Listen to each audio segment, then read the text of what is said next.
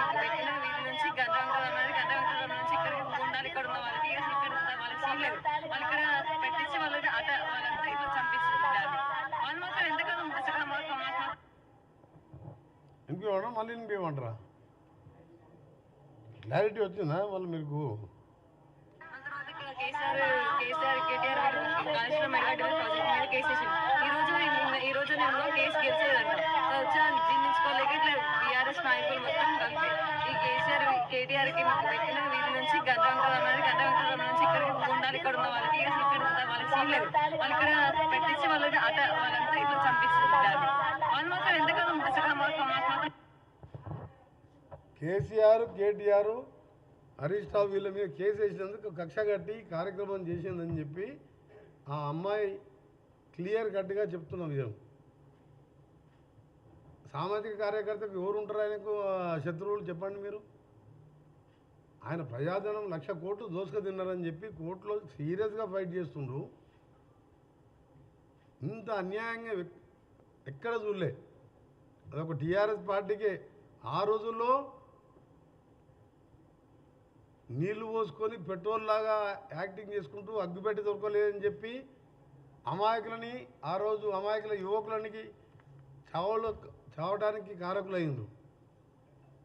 ఆ తర్వాత తెలంగాణ ఇంతమంది చనిపోతున్న కాంగ్రెస్ పార్టీ 4 కోట్ల మంది సకల జనుల సమ్మె చూసి తెలంగాణ రాష్ట్రాన్ని కాంగ్రెస్ పార్టీ సోనియా గాంధీ గారు ఇస్తే దాన్ని దళిత ముఖ్యమంత్రి అని చెప్పి రకరకాలుగా ప్రజలను మోసం చేసి అధికారంలోకి వచ్చి 10 ఏళ్ళు దోసుకొని ఆ దోపిడి బయటపడుతుంటే ఓర్వలేక హత్యలకు దిగజారిందంటే సిగ్గుతో తలదించుకోవాలి. వీళ్ళు నిజంగా ఈ తెలంగాణలో ఎట్లా పుట్టినో అర్థమవుతలేదు. మీరు పోయిన ఎన్నికల ముందు చూశాను, వామన్ రావు గారు అడ్వకేటు వాళ్ళ వైఫ్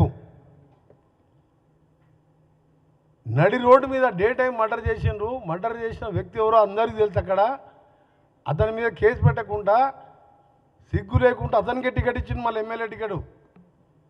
అక్కడ ఉండి ఆ రౌడీజం మైనింగ్ శాండ్ మైనింగ్ అన్ని మాఫియాలు తయారు చేసుకుంటూ అక్కడ శ్రీధర్ బాబు గారిని కూడా ఆయన ఎవరు జోలికి పోయే వ్యక్తి ఆయనను కూడా హత్య చేయించే ప్రయత్నం చేసిన వ్యక్తికి మళ్ళీ ఆయనకే టికెట్ ఇచ్చిండు.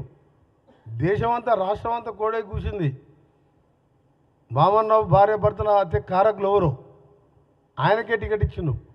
మళ్ళా జనగాంలో ఒక జడ్పీ వైస్ చైర్మన్ భర్త ఎండిఓ గారిని రామకృష్ణయ్య గారిని మర్డర్ చేసిందని చెప్పి క్లియర్గా కమిషనర్ ఇప్పుడున్న హైడ్రా కమిషనర్ రంగనాథ్ గారి స్టేట్మెంట్ కూడా క్లియర్ కట్గా ఆ స్టేట్మెంట్ ఉంది. ఎవరు చెప్పించారు? అంటే ఎటుపోతుంది తెలంగాణ? దీనికోసమైనా తెలంగాణ మనం తెచ్చుకున్నది. ఈరోజు అపహరించిన రోజే రామకృష్ణయ్య హత్య ఏది ఎండిఓ గారిది క్లియర్ కట్గా భూ వివాదాలే కారణం. వరంగల్ సిపి ఏవి రంగనాథ్ బీఆర్ఎస్ నేత జెడ్పీటీసీ భర్త గిరిపోయిన అంజయ్యే మాజీ ఎంపీడీఓ రామకృష్ణ హత్య సూత్రధారి. ఈ కిడ్నాప్ హత్య సుపారీ గ్యాంగ్ చేసింది. ఈ అంజయ్య హత్య కంటే ముందు బాంబను అని చెప్పి క్లియర్గా కమిషనర్ గారు స్టేట్మెంట్ ఇచ్చారు. ఈరోజు ఓపెన్గా గండ్ర వెంకటరమణారెడ్డి గారు ఆ రోజు మా పార్టీలో గెలిచి అమ్ముడు పోయి మళ్ళీ వాళ్ళ భార్యని టీఆర్ఎస్లో జడ్పీ చైర్మన్ చేసుకొని ఇవాళ కేటీఆర్ కేసీఆర్ హరీష్ రావు మాటలని ఒక మంచి వ్యక్తిని హత్య చేయించడాన్ని తీవ్రంగా ఖండించడమే కాదు, మేము ప్రభుత్వాన్ని కూడా డిమాండ్ చేస్తున్నాం. ప్రభుత్వంలో మంత్రిగా అలాగే ఒక తెలంగాణ వాదిగా, ఎందుకంటే ఇది మంచి పద్ధతి కాదు. నువ్వు దోచుకున్న మాట వాస్తవం అందరికీ తెలిసిందే. అది ఎన్డీఎస్ఏ వాళ్ళు చెప్పిండ్రు, కేంద్రం దాని మీద ఘోష్ కమిటీ చెప్పింది. ఇదే కాదు, పైన ఉన్న అన్నారం సుందీలో కూడా మేము గ్యారంటీ ఇవ్వలేము, ఎప్పుడు కూలిపోతావో అని చెప్పడం వాళ్ళ రిపోర్ట్ కూడా ఇచ్చిండ్రు. మరి ఇంత బరి తెగించి మాట్లాడుతుంటే నిజంగా మధ్యలో మీరు లగ్జర్లలో చూసిన కొడంగల్లో సాక్షాత్ డిస్ట్రిక్ట్ మేజిస్ట్రేట్, కలెక్టర్ అంటే డిస్ట్రిక్ట్ మేజిస్ట్రేట్, ఆయనని కేటీఆర్ గారు ఎవరైతే దాడి చేసిన సురేష్ అనే రౌడీ షీటరు 72 సార్లు ఫోన్లో మాట్లాడి అక్కడ ఉన్న మాజీ ఎమ్మెల్యేతో కలిసి కలెక్టర్ని కూడా దాడి చేసిండ్రు. వీళ్ళది ఒకటే, తెలంగాణ అభివృద్ధి కావద్దు, తెలంగాణకు నిధులు రావద్దు, కంపెనీలు రావద్దు, తెలంగాణలో రేపు స్కిల్ యూనివర్సిటీ కానీ అమెజాన్ మన దావోస్లో 1,78,000 కోట్ల పెట్టుబడులు కానివ్వండి, మేము చేసే ఇందిరమ్మ ఇల్లు కానివ్వండి, 200 యూనిట్ల కరెంటు ఇవాళ 50 లక్షల కుటుంబాలకు ఇచ్చే కార్యక్రమం కానివ్వండి, ఆర్టీసీ ఉచిత ప్రయాణం కానివ్వండి, ఈయన ₹1,00,000 రుణమాఫీ అని చెప్పి 5 విడతలుగా ఇస్తే మేము ఇప్పటికే దాదాపు 70% మందికి 2 లక్షల రుణమాఫీ చేసి దేశంలోనే రికార్డు సృష్టించారు మా ముఖ్యమంత్రి గారు. ఆర్థిక పరిస్థితి బాగాలేకపోయినా ఆయన పౌడర్ సోకులకు ఆయన హంగామాలకు 7 లక్షల కోట్లు అప్పు చేస్తే 6,000 కోట్ల మిత్తి కట్టుకుంటూ 15వ తారీఖు వాళ్ళు జీతాలు ఇచ్చేది పెన్షనర్స్కు ఎంప్లాయీస్ మేము 1వ తారీఖే శాలరీస్ ఇస్తున్నాం.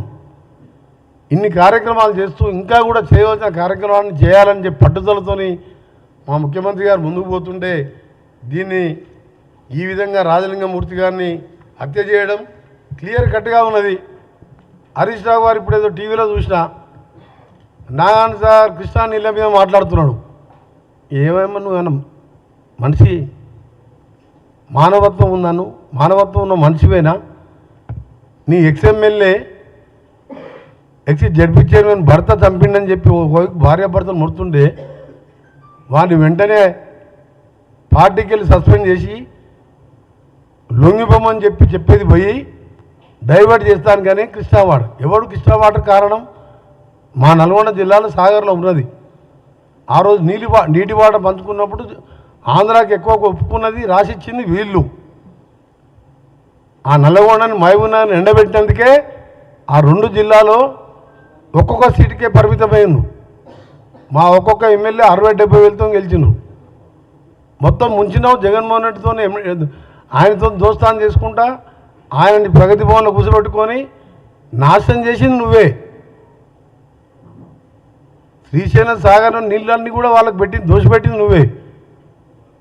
ఇలా దాని గురించి మాట్లాడుతుండు హరీష్ రావు. అంటే ఎటుపోతుంది ఇది ఈ తెలంగాణ ఈ టీఆర్ఎస్ నాయకులు? ఆ రోజు నువ్వు అగ్గిపెట్టి దొరకలే, పెట్రోల్ దొరికింది, కానీ ఆ రోజు అంతమందిని మా శ్రీకాంత్ ఎంతోమంది చంపినావు.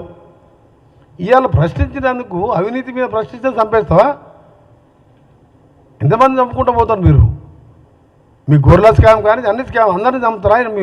మీ వాదన మీ చూస్తుంటే ఇవాళ భూపాలపల్లిలో జరిగిన సంఘటన స్వయంగా భర్త రాజలింగమూర్తి భర్త బిడ్డ చెప్పినాక ఇంతకంటే ఏముంది? భార్య బిడ్డ అంత క్లియర్గా టీవీలో చెప్తుంటే కేసీఆర్ బయటకు వచ్చి మాట్లాడాలి కదా.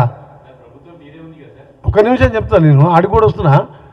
ఆయన ఒక నెల కింద కేసీఆర్ కొడితే మామూలుగా ఉండదని అన్నాడు. నెల రోజుల కింద నేను ఆ రోజే చెప్పిన కొట్టడం అంటే